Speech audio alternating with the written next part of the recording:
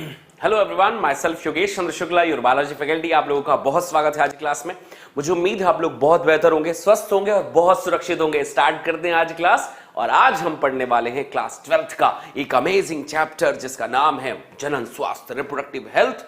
और उस पे हम पढ़ेंगे reproductive contraceptive method, birth control method, reproductive contraceptive methods यानी बर्थ कंट्रोल गर्भरोधक युक्तियां, जिसमें हम माला डी, माला एन, कॉन्डम्स, इसके अलावा प्रोजेस्टेरेट, सहेली और नसबंदी, ऐसी बहुत सारी विषयों पे बात करने वाले हैं। तो फटाफट अपने सभी दोस्तों को शेयर कर दीजिए, सब्सक्राइब कर लीजिए हमारे चैनल को और वीडियो को लाइक जरूर करना। वीडियो पसंद आए तो अंत तक जरूर देखना। बहुत बढ़िया हूं बेटा, आप लोग कैसे हो? Good evening, good evening, good evening, good evening, good evening. सभी बच्चों को आज की शाम की बहुत शुभकामनाएं। 1951 में जो प्रोग्राम चलाया गया था वो क्या नाम था उसका? Family planning. Yes, family planning, परिवार नियोजन उसे हिंदी में कहते हैं। उस प्रोग्राम का नाम था फैमिली प्लानिंग। और ये जिस कार्यक्रम के अंतर्गत चलाया गया था उसका नाम था RCH। क्या कोई फुल फॉर्म बताएगा मुझे RCH का? क्या कोई बच्चा मुझे RCH का फुल फॉर्म बताएगा कि RCH जिस प्रोग्राम के अंतर्गत उसे चलाया गया था उस RCH प्रोग्राम का नाम क्या था, फुल फॉर्म क्या था जिसके अंतर्गत चलाया गया था? यार कुछ रिवीजन करते चले, थोड़ी यादें लेते चले, तभी ना आगे पढ़ने का मजा आएगा। अदरवाइज आप पढ़ते जाओ भूलते जाओ, पढ़ते जाओ भूलते जाओ, फिर यही कहानी थोड़ी रटनी है। ठीक है, हाँ, परिवार नियोजन, यस परफेक्ट। लेकिन RCH जो है इसका मतलब क्या था? RCH का फुल फॉर्म क्या है?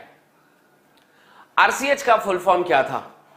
ठीक है, फैमिली प्लानिंग मतलब हम दो, हमारे दो, एक बच्चा हो, समय से हो, 1-2 साल, 2-3 साल का बच्चों के बीच में गैप हो, इसी को फैमिली प्लानिंग कहते हैं। और क्या, बच्चा पैदा हो तो दूध उसे मिलता रहे, बच्चे को मां की देखभाल रखी जाए, इस कॉल्ड फैमिली प्लानिंग। कि प्रेगनेंसी अब प्लानिंग से होगा, समझ रहे हो? इंडिया में प्रेगनेंसी ऐसी मजाक में हो जाता है, अज्ञानतावश, माता पिता को पता नहीं चलता प्रेगनेंसी हो गई। पर अब प्रेगनेंसी जो है प्लानिंग से होगी कि इतने दिन के बाद प्रेगनेंसी कंसीव की जाएगी, इसके बाद जो है बच्चा पैदा होगा, मां को इतने साल छुट्टी लेनी पड़ेगी, उसके बाद बच्चे को इतने साल दूध पिलाएगा, फिर उसके बाद जो है बच्चा दूध पिएगा, फिर वो दूसरा बच्चा कब होगा? 5-6 साल बाद होगा। तो ये फैमिली प्लानिंग बन जाती है। ठीक है, तो RCH यानी reproductive and child health care programme ये चलाया गया था और इस चलाने के बाद पूरी दुनिया में कार्यक्रम चलाए गए थे। एक बात और मैंने बताई थी कि इस कार्यक्रम के अंतर्गत एक मोटो बनाया गया था, एक नियम बनाया गया था कि पूरे स्कूल में 12th स्टैंडर्ड से कम वाले जो बच्चे होते हैं, मतलब आप भी एक टीनेज में ही हैं, आप भी एक टीनेज में ही हैं, आप भी एक 17-18 साल की उम्र में हैं, और इस उम्र के बच्चों को सेक्सुअल एजुकेशन देना। सेक्सुअल एजुकेशन देने का मतलब सभी जितनी भी पारंगत क्रियाएं हैं उन सभी के बारे में बताना, अंगों के बारे में बताना, लाभ हानि बताना, प्रक्रियाओं के बारे में बताना, सेक्सुअल एजुकेशन देना भी बहुत जरूरी था। अच्छा, ये यहां तक बात कहानी खत्म हो गई RCH की। अब आपको पता है जनन से सबसे बड़ा लॉस इस दुनिया को क्या हुआ? आबादी बढ़ी। जनन से दुनिया का सबसे बड़ा जो लॉस हुआ वो ही आबादी बढ़ गई। विश्व में अब एक ही प्राणी चारों तरफ दिखाई दे रहा है और वो है मनुष्य। इतनी किसी की प्रजाति नहीं है। अब चूंकि प्रजाति इतनी ज्यादा है इनकी, तो अब हमें इनके बारे में जानना होगा भाई कि कितनी जातियां हैं।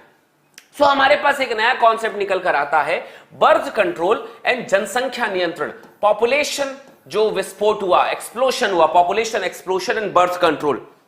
तो जनन स्वास्थ्य का सबसे बड़ी प्रॉब्लम हुई, जनसंख्या बढ़ी, और अब हम उसको कंट्रोल करने के लिए अब हम कुछ षड्यंत्र करेंगे। अब लोगों के दिमाग के साथ हम खेलेंगे कि आखिर बच्चे पैदा करने से रोका कैसे जाए, कैसे हम करें कि बच्चे जो हैं कम हो, कैसे हम कोशिश करें कि बच्चे कम हो जाए। चलिए भाई स्टार्ट करते हैं। तो बर्थ कंट्रोल की कहानी को समझने से पहले एक बात कहानी को समझना कि वर्ष 1900 की बात है, आज से 123 साल पहले, आज से 123 साल पहले भारत की आबादी जो है सन 1900 में मान लेते हैं, पूरे विश्व की आबादी कितनी थी आपको पता है? 2 अरब। कितनी आबादी थी बेटा? 2 अरब, जिसे अपन कह सकते हैं 2000 मिलियन के आसपास में थी। 2000 मिलियन के आसपास में थी, 2 अरब के आसपास में थी। लगभग 100 साल के बाद 2000 में, सन 2000 में ये 6 अरब यानी 6000 मिलियन हो गई। मतलब कितनी गुना बढ़ गई 100 सालों में? 100 सालों में बढ़ गई 3 गुना।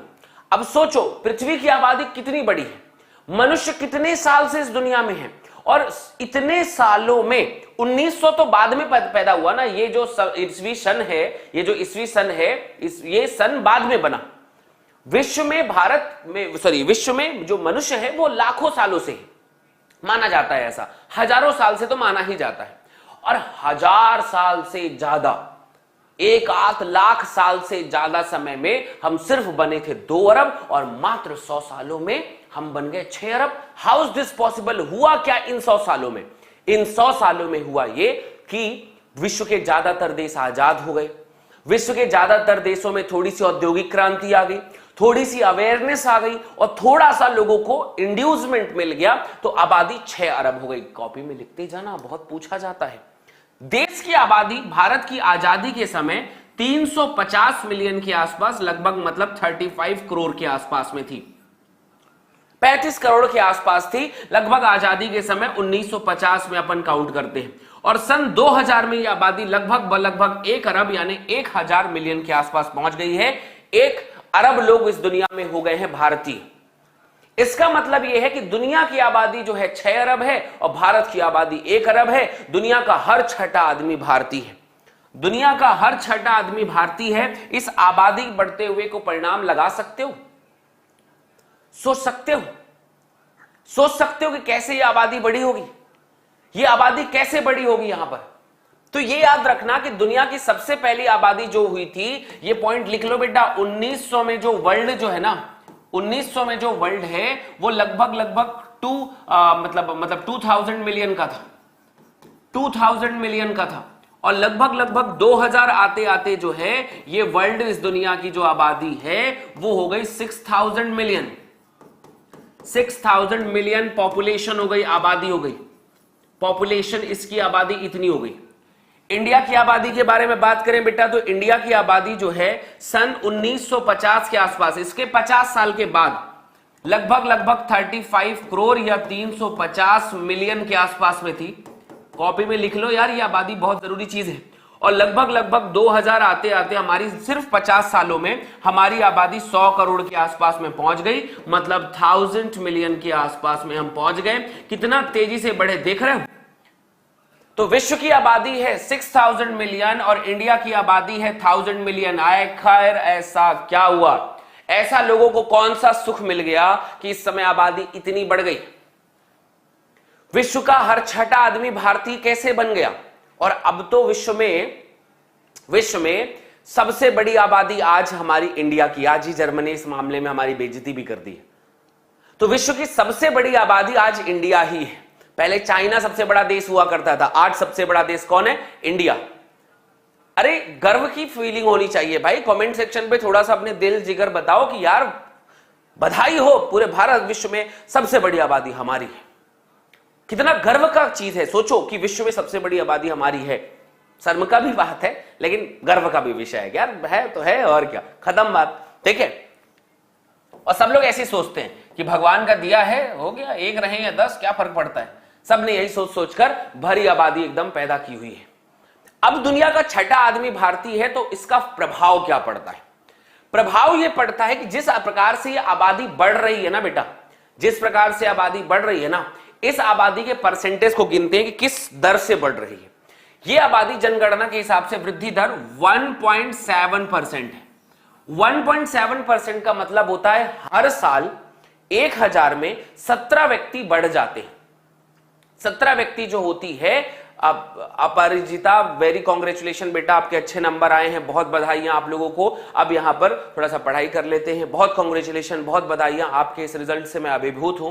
मुझे बहुत खुशी है इस बात की कि आपने इतना अच्छा नंबर लेकर आया, और आप अगर हमारी वजह से लेकर आए तो इसमें और खुशी की बात है। हम ऐसे ही चाहते हैं सभी बच्चों का भला होता रहे। अभी पढ़ाई कर लेते हैं थोड़ा सा।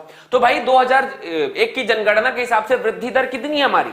1.7%, मतलब 1000 में 17 व्यक्ति हर साल बढ़ जाते हैं। 1000 लोग की एक आबादी, उसमें हर साल 17 लोग बढ़ जाते हैं। फिर 1000 की आबादी में फिर 17 लोग बढ़ जाते हैं।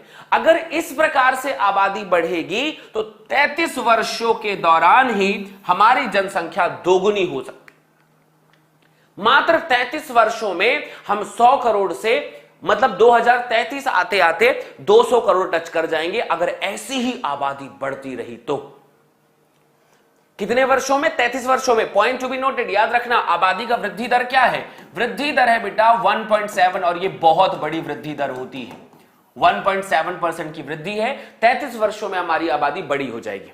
अब सवाल यह आता है कि आबादी बढ़ी क्यों इस दुनिया में? अब आप लोग सोचिए, ये बहुत सिंपल सी बात है यार, सारे बच्चे मस्खरी में नहीं, पॉइंट टू बी नोटेड, इसके ऊपर क्वेश्चन आएंगे और बोर्ड में आता है, बच्चे हालत खराब हो जाती है। तो लिखिए इस पॉइंट को कि भाई मृत्यु दर में तीव्र, मतलब ये रीजन क्या है, क्यों पॉपुलेशन, कारण क्या था, एक बात बताते हैं।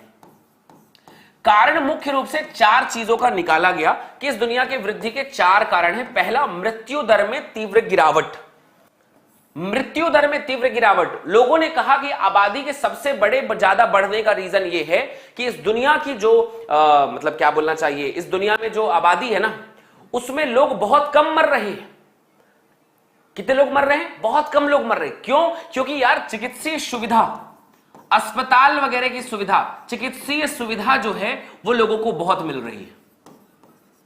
चिकित्सीय सुविधा लोगों को मिल रही है, ये कह दिया लोगों ने, बहुत अच्छी बात है। चिकित्सीय सुविधा ज्यादा हो गई, बढ़ गई है।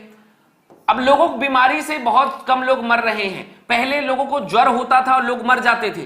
पहले लोगों को हॉस्पिटल ले जाते थे, हॉस्पिटल ले जाते जब मर जाते थे। पहले लोगों को मतलब ऑपरेशन, बच्चा पैदा हो रहा है, बच्चा पैदा होते होते ही मर गया। पहले लोगों में बच्चे पैदा करते करते मां मर गई। पहले लोगों को कृमि हुआ, मर गए। पहले लोगों को पोलियो हुआ, मर गए। हैजा हुआ, मर गए। किसी न किसी तरह मर गए लोग। इतना मरते थे, महामारी होती थी और गांव के गांव खाली हो जाते थे, इतना लोग मरते थे। पर आज लोगों को बचपन से रूबेला, पोलियो, इसका उसका टीका लगा दिया जाता है, आजकल लोग नहीं मर रहे। मृत्यु दर जो है वो कम हो गई है। पहला पॉइंट कमेंट सेक्शन पे जल्दी बताना। दूसरा, मातृ मृत्यु दर, मदर मोर्टेलिटी रेट, ये भी कम हो गई है। पहले क्या होता था, बहुत सारी माताएं शिशु को जन्म देते देते ही मृत्यु को प्राप्त हो जाती थी, पर अंतु अब वो चीज नहीं होती है। मातृ मृत्यु दर भी कम हो गई है, ये भी फैक्ट होता है। इसके अलावा शिशु मृत्यु दर, बेटा शिशु मृत्यु दर भी कम हो गई है। शिशु मृत्यु दर मतलब पहले बहुत सारे बच्चे ऐसे थे जो पैदा होते थे मर जाते थे। अगर पैदा हो गए तो कुपोषण से मर गए, अगर और बच गए तो रूबेला, पोलियो, मम्स और ना जाने कौन कौन सी बीमारी, कुछ भी, खसरा, महामारी, पीलिया, निमोनिया, किसी न किसी से बच्चे मर जाते थे। तो अब बच्चों की भी मृत्यु दर कम हो गई क्योंकि टीका वीका लगाना शुरू कर दिया भाई। सबसे आखिरी में पॉइंट हुआ चौथे नंबर का कि अब क्या हुआ है, पहले दुनिया में बच्चे भी कम थे, जवान भी कम थे और बूढ़े भी कम थे, पूरी आबादी कम थी। पर अचानक से अब क्या हुआ है कि भारत में युवा लोगों की संख्या बढ़ गई है, तो जनन करने वाले आयु की संख्या में बहुत वृद्धि हो रही है। भारत मतलब 65% युवा लोगों का देश है। अब जिस देश में 75% युवा हो और मात्र 35% वो बच्चे और बूढ़े हो, तो 65% लोग जब जनन करेंगे तो आबादी तो बढ़ेगी ही बढ़ेगी ना जी। 65% लोग जनन करेंगे तो 65% लोग, सीधी सी बात है कि मान लो अगर वो 100 करोड़ लोग हैं या मान लो 20 करोड़ लोग हैं, तो वो 30 करोड़ बच्चे तो पैदा करेंगे ही करेंगे।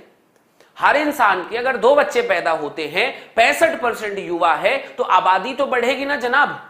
तो आबादी बढ़ती है और ये पॉइंट आता है जनन आयु की लोगों की संख्या बढ़ रही है। तो these 4 reasons for population explosion, population के बढ़ने के ये 4 रीजन है। कमेंट सेक्शन में कॉपी में जरूर लिख लेना कि सबसे पहले मृत्यु में तीव्र गिरावट हो रही है, दूसरी बात शिशु मृत्यु दर में गिरावट हो रही है, मातृ मृत्यु दर में गिरावट हो रही है, और जनन की जो आयु है, जनन करने वाले जो लोग हैं उनकी आयु बढ़ रही है, उनकी संख्या बढ़ रही है। आज का होमवर्क ऊपर में लिखा हुआ है, उस होमवर्क को जरूर करना। याद रखना, वीडियो पसंद आए तो लाइक करना, अंत तक जरूर देखना, बहुत बढ़िया सॉल्यूशन इस वीडियो में मिलेगा। पूरे नोट्स तुम्हें मिल रहे हैं। टेलीग्राम चैनल ज्वाइन करना, शेयर करना, सब्सक्राइब करना, ऊपर में जो होमवर्क है आज वो जरूर करना। दीज 4 रीजन, ये 4 रीजन है जो जरूरी है आपके जनसंख्या बढ़ने के पीछे।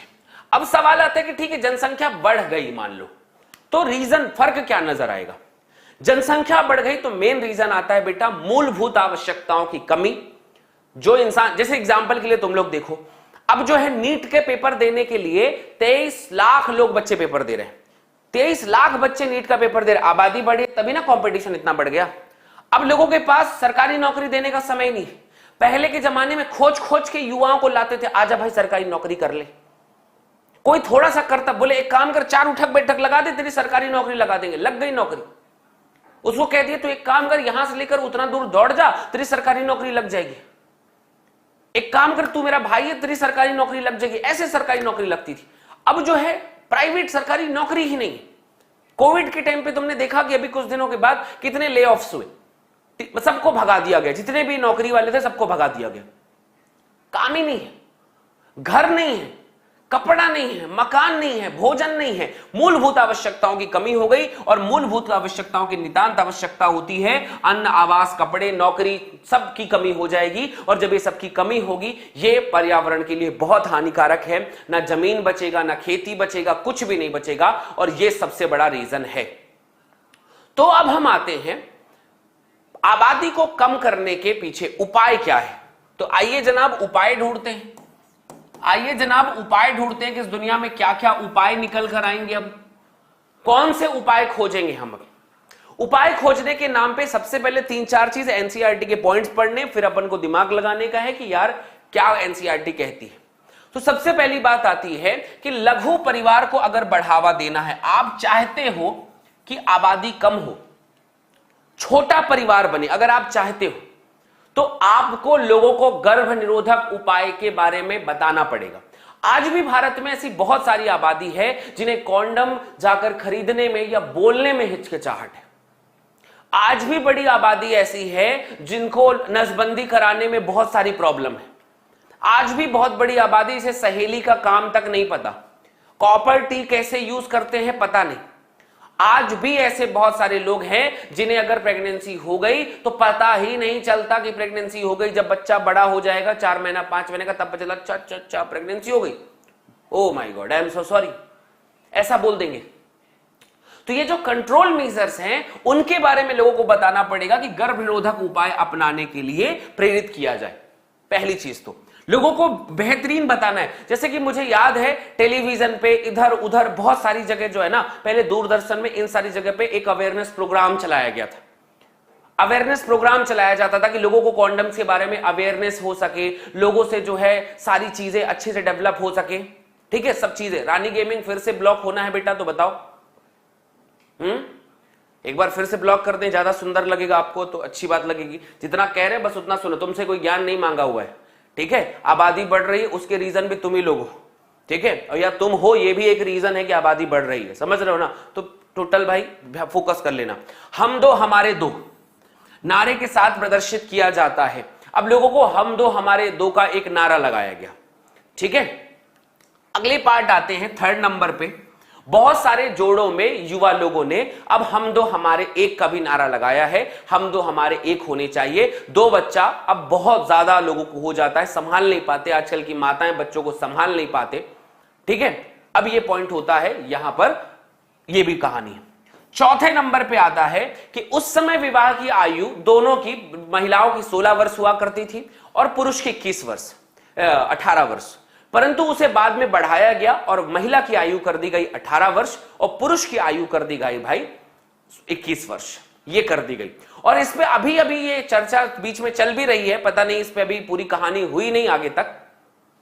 ठीक है, लेकिन फिर भी आपको यह ध्यान रखना है कि अब यह कर दिया गया है, करने वाले हैं, सोच रही है संस्थानें बहुत सारी कि महिलाओं की आयु जो है 21 वर्ष कर दी जानी चाहिए और पुरुषों की 24 वर्ष। क्या कहते हो, करवा दें ऐसा?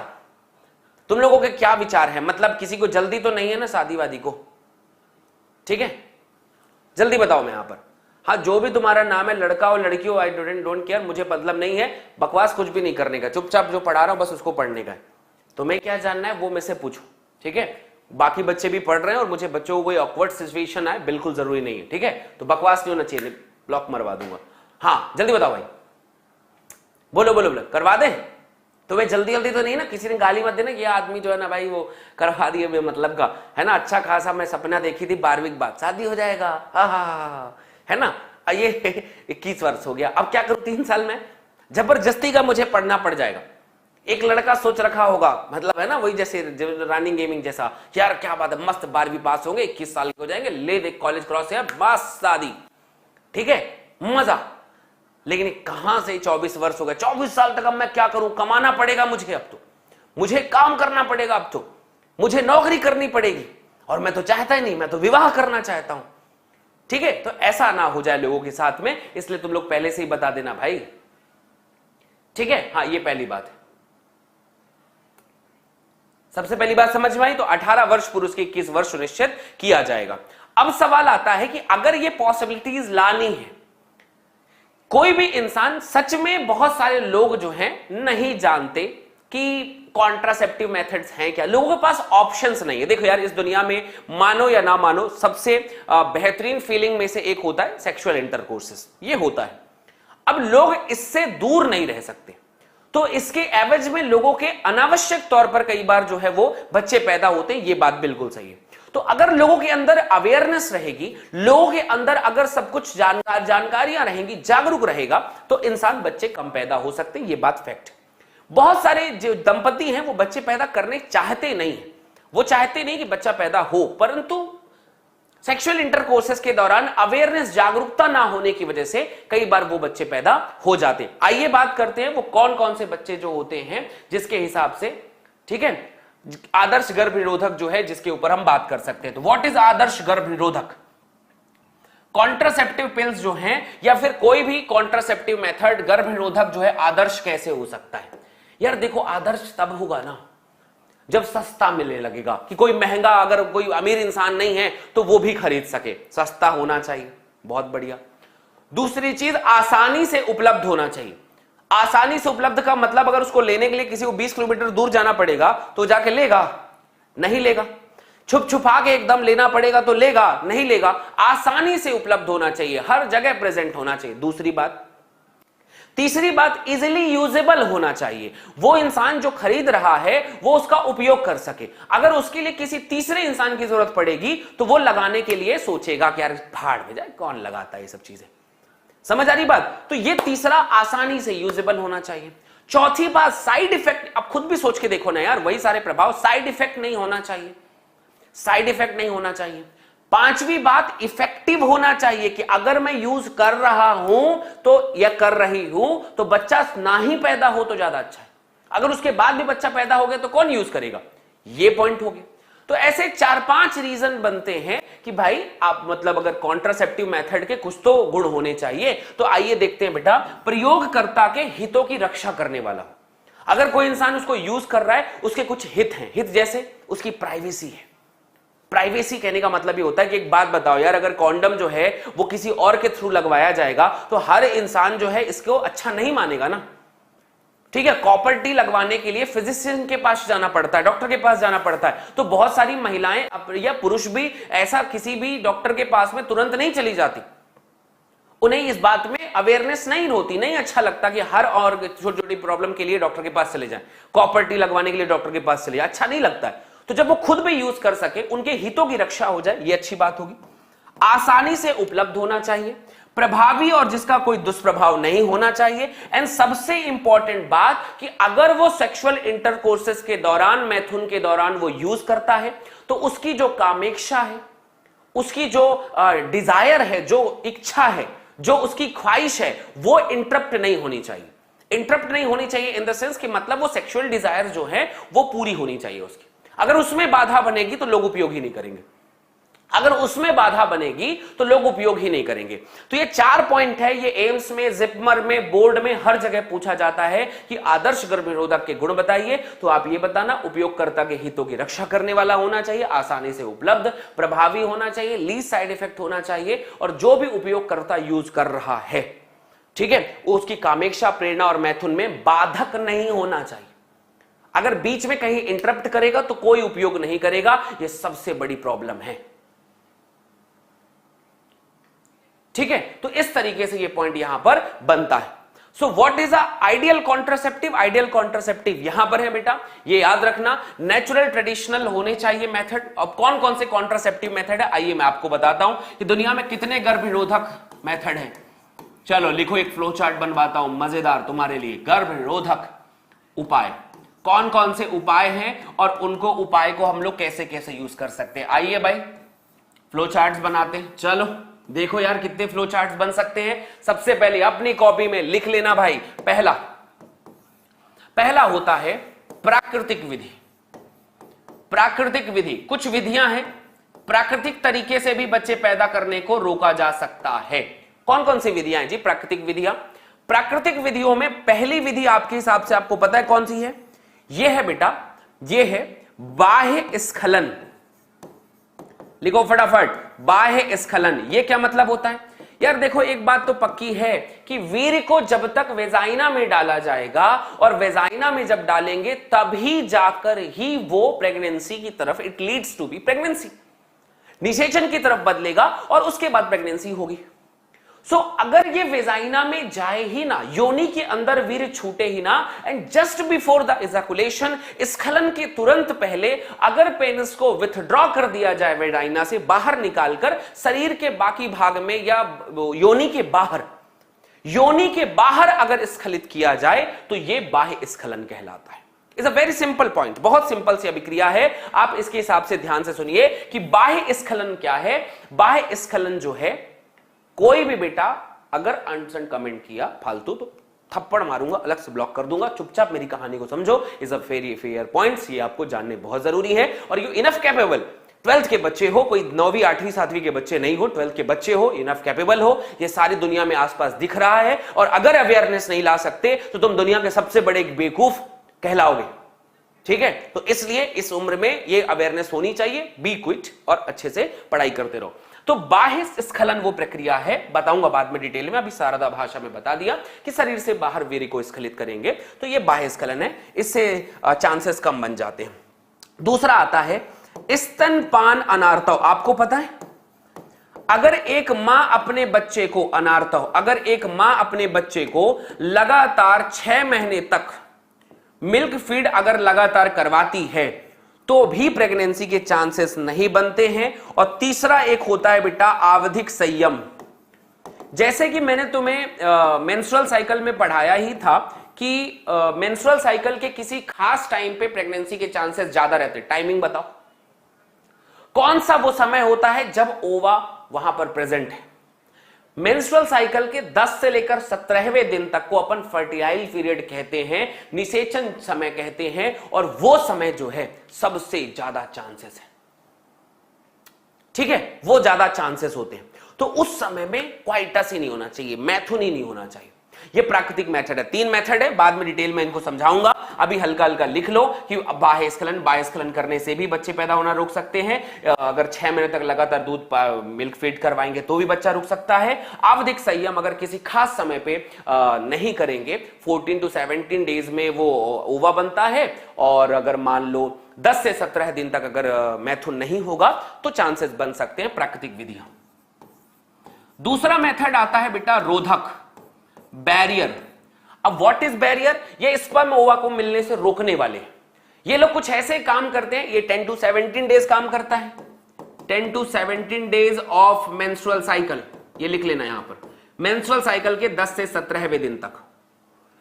रोधक कौन है भाई? अब रोधक के बारे में क्या क्या बताया जाएगा, कौन है रोधक? तो सबसे पहला पॉइंट आता है जिसे अपन कहते हैं कॉन्डम। ये भी एक लैटेक्स का बना हुआ बैरियर है जो स्पर्म एंड ओवा को मिलने से रोक देता है। यह स्पर्म फीमेल के लिए भी आता है, मेल के लिए। फीमेल वाले को फेविडोम्स कहते हैं, मेल वाले को कॉन्डम कहते हैं। B option.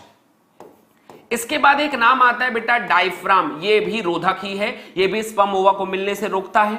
इसके अलावा एक वर्ड आता है वॉल्ट, वॉल्ट भी जो है रोधक है। और सबसे आखिरी पे आता है जिसे एक और कहते हैं बेटा ग्रीवा टोपी, ठीक है, सर्विक्स जो होती है टोपी, ग्रीवा टोपी, ग्रीवा को ढक देता है। ये भी जो है भाई यहां पर ये रोधक की तरह काम करते हैं। Got my point? Yes no? फटाफट हो गई बात, बढ़िया। अब आगे बेटा तीसरे नंबर पे, इसे अपन कहते हैं अंतःगर्भाशय युक्ति। कुछ ऐसे युक्तियां हैं जिसे गर्भाशय के अंदर डाली जा सकती है, अंतःगर्भाशय युक्ति। जैसे इनमें से एक पॉइंट बताता हूं, ए वाला, जिनमें से औषधि रहित होते हैं, औषधि रहित, जिसमें औषधि उपयोग नहीं किया जाता है, जिसका नाम है लिपेस लूप। नाम लिखो फटाफट, फ्लो चार्ट पहले लिख लो, बाद में डिटेल करेंगे इसका। बी ऑप्शन, हार्मोनल, किसी किसी में हार्मोन पाया जाता है, गर्भाशय के अंदर डालेंगे और हार्मोनल कहेंगे, और इसका नाम क्या होता है भाई, हार्मोनल वाले का नाम होता है, इसको अपन कहते हैं LNG20, और दूसरे का नाम होता है बेटा प्रोजेस्टेरेट। प्रोजेस्टेरेट सी वाला पार्ट। किसी किसी के पास में आता है कॉपर उपयोगी, कॉपर रिलीजिंग, कॉपर स्त्रावी। किसी किसी के पास कॉपर मुक्त होता है। क्या किसी को पता है कॉपर में क्या होता है? कॉपर टी, कॉपर 7, और एक वर्ड आता है बेटा मल्टी लोड 375। ये सब नाम याद रखना, बहुत जरूरी प्रक्रिया है, बहुत ज्यादा जरूरी है, बहुत जरूरी प्रक्रिया है। गौर से सुनना। अंतः गर्भाशय युक्ति में कौन कौन आता है बेटा? औषधि रहित आता है लिपिस लूप, हार्मोनल आता है LNG20, प्रोजेस्टेरेट, कॉपर स्त्रावी कॉपर टी, कॉपर 7 और मल्टी लोड 375। चौथे नंबर का मेथड अब कौन सा होगा? आइए चौथे नंबर के बारे में बात करते हैं। चौथे नंबर के बारे में बात करेंगे भाई, मुखीय गर्भनिरोधक, मुखीय पिल्स जिसके अपन कहते हैं, जो पिल्स खाते हैं। अब नाम सुना होगा तुम लोगों ने, माला डी सुना है, माला एन, ये डेली वाला है, डेली यूज करते हैं इसको, डेली खाते हैं। और एक साप्ताहिक खाते हैं जिसका नाम है सहेली, और सहेली होती है बेटा साप्ताहिक। और इस साप्ताहिक लेने वाली मेडिसिन में आपको पता है क्या क्या होता है? इसमें होता है मेरे बच्चे प्रोजेस्ट्रॉन, और या तो फिर प्रोजेस्ट्रॉन प्लस ईस्ट्रोजेन, ये दोनों हार्मोन प्रेजेंट होते हैं। ये हो गया हमारे पास में मुखीय पिल्स, चौथे नंबर का मुखीय पिल्स। फिर पहुंच गए पांचवें नंबर पे। पांचवें नंबर पे एक वर्ड आता है बेटा जिसका नाम होता है इम्प्लांट। इम्प्लांट, इसे हिंदी में कहते हैं अंतरोप। अंतरोप में भी हार्मोन डाला जाता है और यह भी हार्मोन की तरह ही काम करता है। छठवें नंबर का एक और केमिकल आता है बेटा जिसे अपन कहते हैं, इसे लास्ट वाला कह सकते हैं भाई, ये यहां पर आता है शल्य चिकित्सा। शल्य चिकित्सा अब दो प्रकार से होती है शल्य चिकित्सा। नसबंदी जिसको कह सकते हैं, जिसे हम कह सकते हैं नसबंदी इज अ कॉन्ट्रासेप्टिव मेथड, सबसे आखिरी मेथड है, और दो प्रकार का होता है। एक को अपन कहते हैं वासेक्टोमी। बोलो भाई, वासेक्टोमी किस में होता है? मेल में। और दूसरे का नाम होता है ट्यूबेक्टोमी, ये होता है फीमेल में। डिटेल में पूरी बात फिर बताई जाएगी, हल्का हल्का पहले फ्लो चार्ट समझ लो ताकि कहानियां सुनने में थोड़ा सा सही लगे। एक बात और बता देता हूं, सातवें नंबर का एक और मेथड बेटा जिसे अपन कहते हैं रासायनिक विधि। सो रासायनिक विधि में क्या क्या आता है? उसमें आते हैं कुछ जेली, कुछ आता है फोम, कुछ आती है क्रीम, और ये क्रीम से भी जो है शुक्राणु नाशक होते हैं, शुक्राणुओं को मारते हैं। कैसे मारेंगे, क्यों मारेंगे, कब कब मारेंगे, वो एक अलग कहानी है। टोटल 7 मेथड है। फ्लो चार्ट आपके सामने है, सारे बच्चे अपनी कॉपियां बना लो, स्क्रीनशॉट ले लो और देखो यार, ये आधा चैप्टर डन। सबसे अच्छी बात यही होती है फ्लो चार्ट की कि जब बच्चा इसको बनाना सीख लेता है तो आधी कहानी यहीं पर डन हो जाती है। जिसे नाम याद हो जा उसे कहानी भी याद हो जाएगी, जिसे नाम याद हो जाएगा उसे कहानी भी याद होगी। सबसे वाले टॉपिक हाँ बताएंगे ना भाई राघवेंद्र जी, अभी तो सिर्फ नाम सुना है ना, बताऊंगा ना बाद में डिटेल अभी सबका। ठीक है, रहो, सब एक ही दिन में थोड़ी पढ़ लेना है, सब एक ही दिन में थोड़ी पढ़ लेना, धीरे धीरे धीरे धीरे सब पढ़ेंगे ना। हाँ पीडीएफ देंगे, सब कुछ देंगे। बताओ पूरी चीजें दिख रही हैं, हाँ या ना? पूरी चीजें समझ में आ रही है? ये मेल फीमेल, ये वो, उसकी कहानी उसकी कहानी, सब तुम्हें यहां पर दिखना चाहिए। ये है एनसीईआरटी का सबसे बड़ा कॉम्प्लिकेटेड पार्ट जिसको तुम्हें यूज करना है। बात समझ में आई? अरे क्लियर है ना? ये फ्लो चार्ट तुम लोगों ने बनाया, हाँ या ना?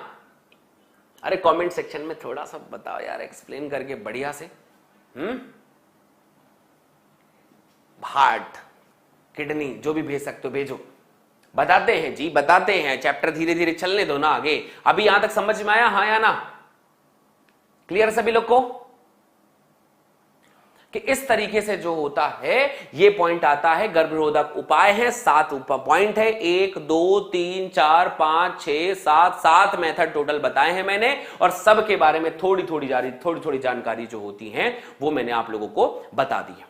ठीक है, सो इतने बिंदुओं को अपन को ध्यान पे रखने का है और एक एक करके अब सबके बारे में अपन समझते हुए आगे बढ़ेंगे। तो चलिए भाई, सबसे पहला मेथड आता है प्राकृतिक मेथड। आइए सुनिए थोड़ी बहुत कहानियां इनके बारे में। सबसे पहला मेथड आता है बेटा प्राकृतिक विधियां। क्या क्या होगा इस प्राकृतिक विधियों में? वेरी फर्स्ट थिंग, पहला मेथड आपके स्क्रीन पर यह रहा। पहला मेथड ए ऑप्शन आता है, जिसे अपन कहते हैं, मान लो जैसे बच्चा कह रहा था आवधिक संयम। आवधिक संयम, एक एक पॉइंट बताऊंगा और ये संयम जो है वो बताता हूं कि इसमें क्या रीजन होता है। आवधिक संयम क्या होता है? देखो भाई, सबसे पहली चीज ये होती है कि आवधिक संयम या प्राकृतिक विधियां किस सिद्धांत पर काम करती है? यह स्पर्म एंड ओवा, स्पर्म एवं ओवा मतलब स्पर्म एंड अंडाणु को मिलने से रोकती हैं, निषेचन से रोकती हैं, अवॉइड रोकती हैं। मतलब आप इसे यहां पर लाइन पे लिख सकते हो कि दे कैन अवॉइड फर्टिलाइजेशन। ये लोग निषेचन को रोकने वाली प्रक्रियाएं हैं, स्पर्म ओवा को मिलने नहीं देना है। How is this possible? इस मिलन को कैसे रोक सकेंगे? तो सबसे पहली बात होती है आवधिक संयम। देखो यार, हर किसी चीज को मिलने का एक समय होता है, हर चीज को मिलने का एक समय होता है। एग्जाम्पल के लिए पॉइंट ये है कि अगर आप भी मान लो एग्जाम्पल के लिए किसी से मिलने जा रहे हो, आप उससे मिलने जा रहे हो, तब तक वो वहां से निकल लिया, तो तुम मिल पाओगे क्या? तो दोनों का एक म्यूचुअल टाइम होना चाहिए। स्पर्म एंड ओवा को मिलने का समय, ओवा कहां है? फीमेल के अंडवाहिनी के अंदर। स्पर्म कहां है? मेल के वृषण के अंदर। दोनों के मिलन मैथुन पे डिपेंड करता है, दोनों का मिलन मैथुन पे डिपेंड करता है, क्वाइटस पे डिपेंड करता है। तो क्वाइटस किस समय पे हो? ओवा पूरा महीना भर नहीं रहता, स्पर्म हमेशा नहीं रहता। वो कौन सा सबसे बढ़िया टाइम है जब दोनों रहते हैं, ये डिसाइड करने वाला है। तो देखो भाई, आवधिक संयम में सबसे पहली बात आती है आर्तव चक्र के, सबसे पहली बात बताओ, आर्तव चक्र के 14 to 16th डे। देखो पॉइंट करो, 16th डे में अंडोत्सर्ग हुआ। सभी बिंदुओं को समझते चलो क्योंकि सभी जरूरी है। रटवा तो मैं ऐसे ही सकता हूं, लेकिन तुम्हें मैं थोड़ा सा डिटेल बताना चाह रहा हूं। अंडोत्सर्ग होगा, अब अंडोत्सर्ग होगा मतलब ओवा का जीवन चक्र, लाइफ स्पैन कितना होता है जल्दी बताओ? लाइफ स्पैन होता है बेटा 2 to 3 डेज। बहुत बढ़िया, तो ये ज्यादा से ज्यादा 14 16 17 दिन जिंदा रहेगा। 3 दिन ओवा वहां पर रहेगा। बहुत बढ़िया। स्पर्म कितने दिन जिंदा रहता है?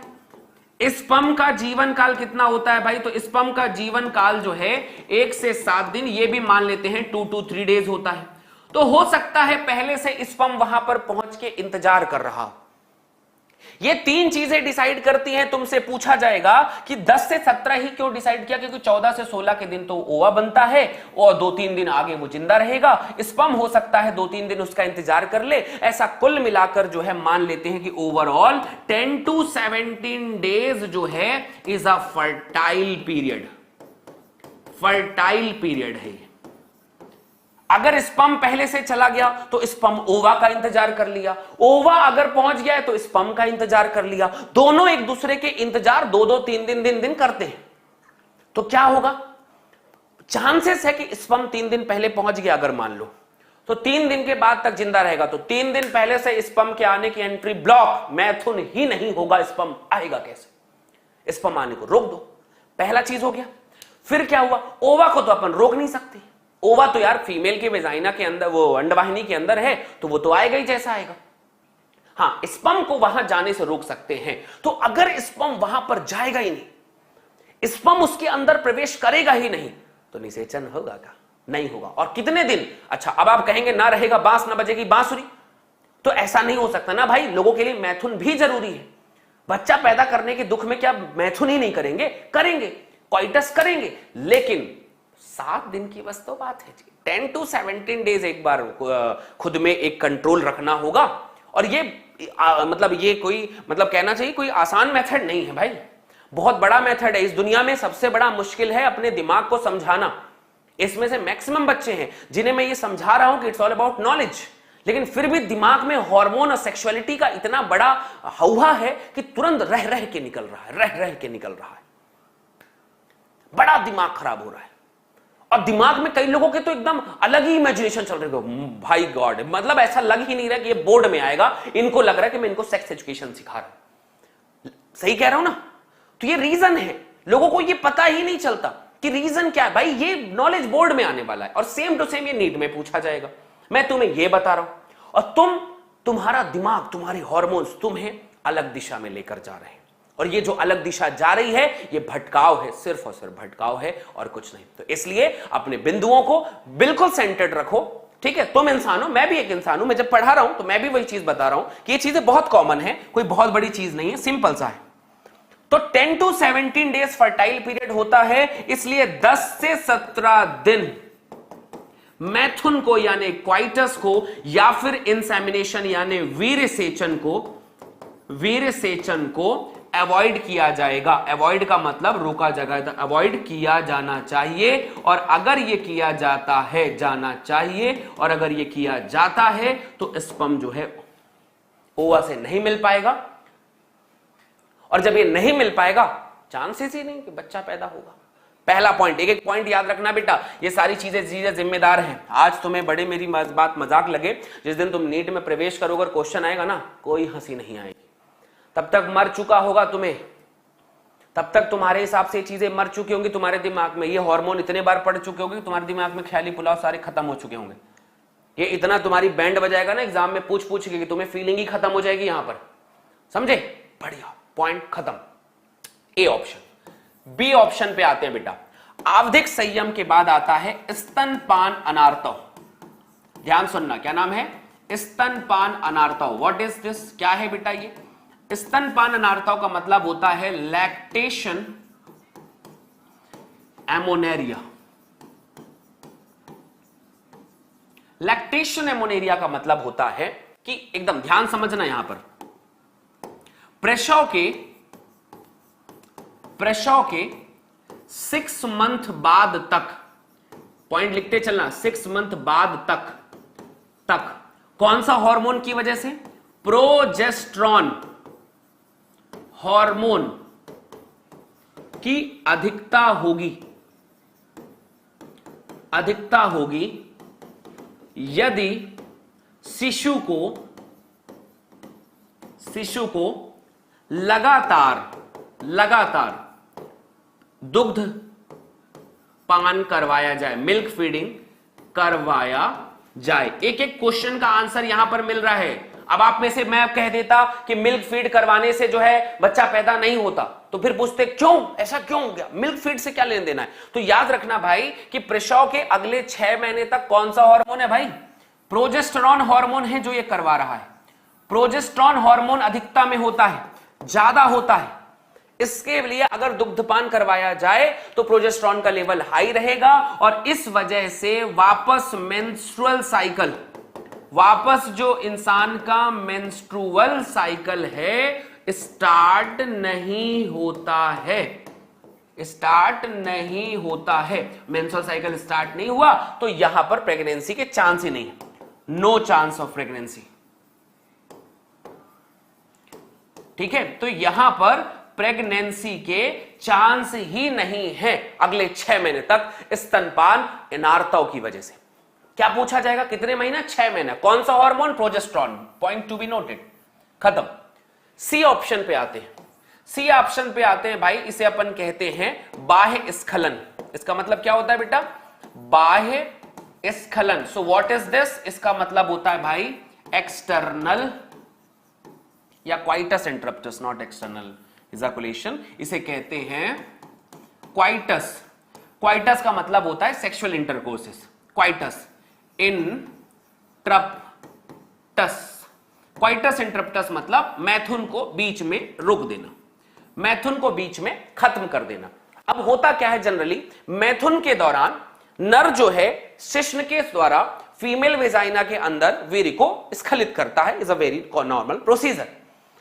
बट अगर जस्ट बिफोर द इजैकुलेशन, ये पॉइंट याद रखना, जस्ट बिफोर इजैकुलेशन अगर इजाकुलेशन यानी वीर सेचन से पहले शिश्न को, यह पॉइंट आता है, शिश्न को योनि से बाहर निकाला जाए, योनि से बाहर निकाला जाए, पॉइंट को एकदम याद रखना, निकाला जाए, और वीर्य